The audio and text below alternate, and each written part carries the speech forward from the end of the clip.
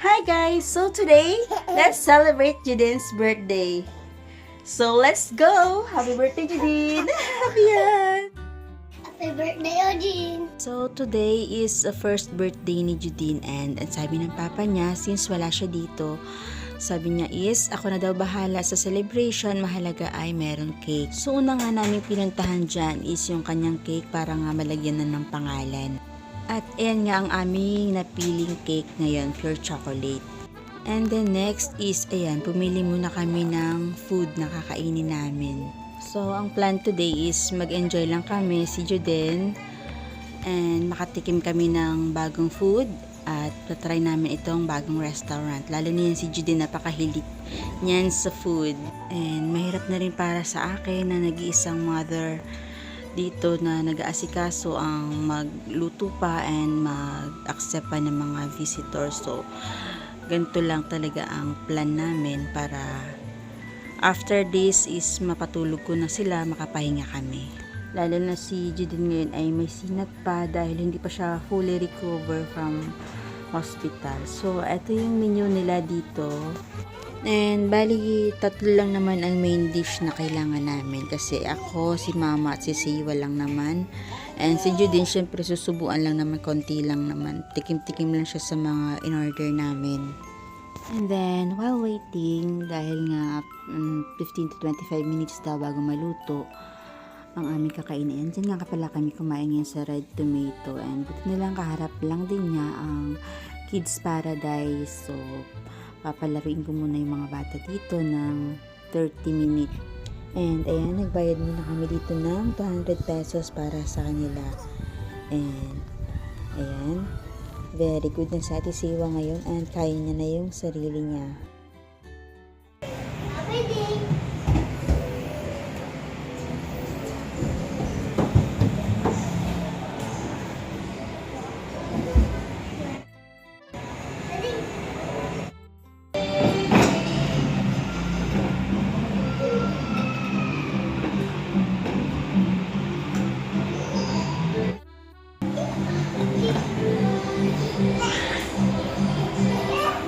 Ingatan na naka, baka maipit.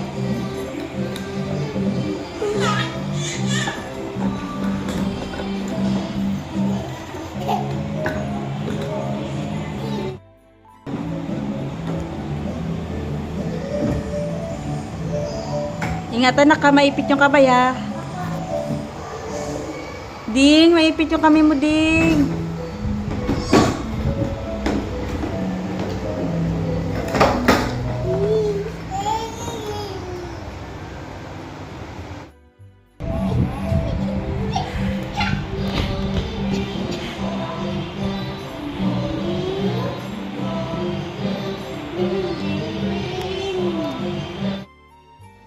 Solong-solo nga ni Siwa at ni Judine ngayon ang buong playground kasi walang mga bata ngayon. Kaya nga sulit na sulit sila sa paglalaro kasi wala silang kaagaw.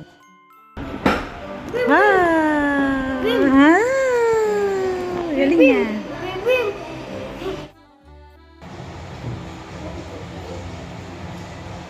Lalayan mo, takot siya eh.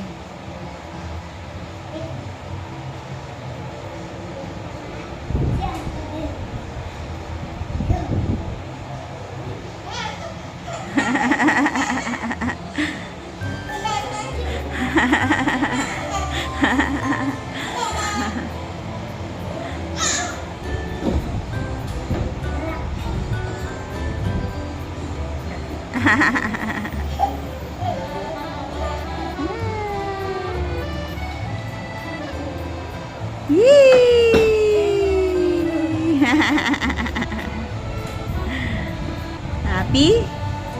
Happy ang baby?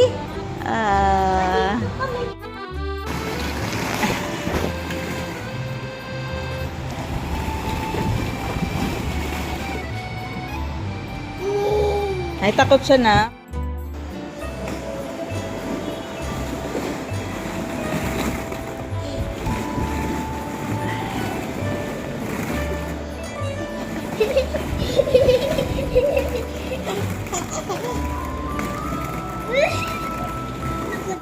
So, ito yung food namin today. Ayan, may chicken wings and pizza and grilled fish and pasta.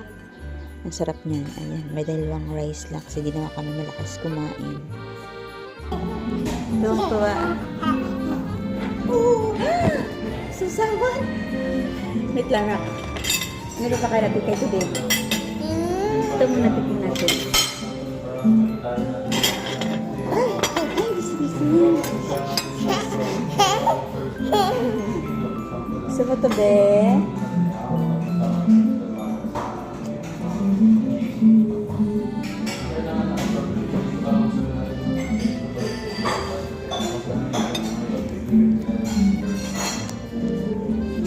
Water.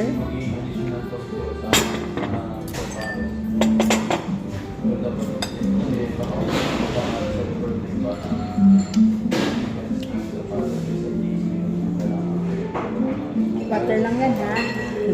Hindi wine. Parang wine. Water lang.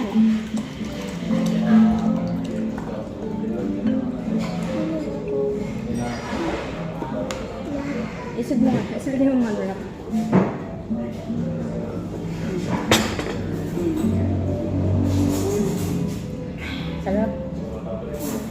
Kala mo wine? Para sa akin ngayon, ito yung one of the top restaurant na nakainan namin dito sa Rojas. And ang saya ko nga dahil feeling ko nasa Maynila ako dahil dito sa ambience and yung taste and also the preparation. They serve here like Italian style. Tikman mo yan. Gusto mo yan? Baka magustuhan mo. Pwede na sa'yo yan. Ay! Sarap. Sarap yung pasta nila. Dati oh. Gulo ng hair.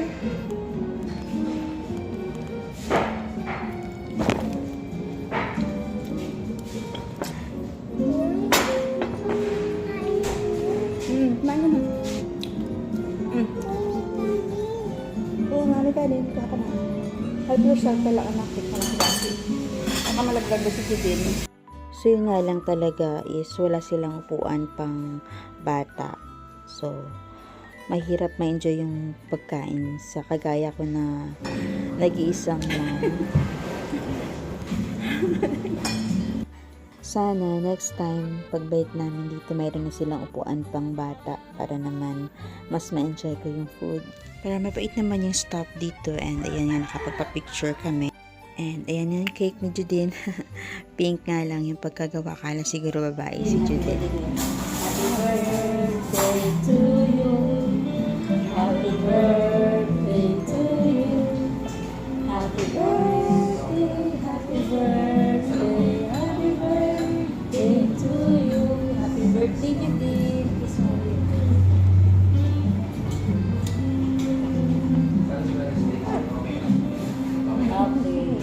Okay, Dasa, salamat po.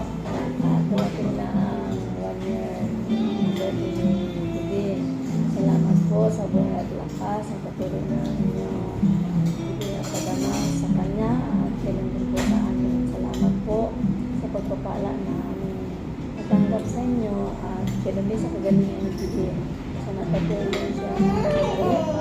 Ito po ang aming nadalangin sa inyo at pagpalain din ang kanyang mga magulang sa mapalaki siya na may pagkatapos sa inyo. Pagkawarin niyo rin po kami sa inyong nagawang pagkukulang at pagkakasala sa inyo sa matamis na pangalan na Jesus. Yay! Tara na, pakay natin ng cake. And then after namin dyan is bumalik kami sa Kids Paradise para nga may pagpatuloy yung paglaro ng dalawang bata. Kasi nga nabitin sila dun sa 30 minutes kanina.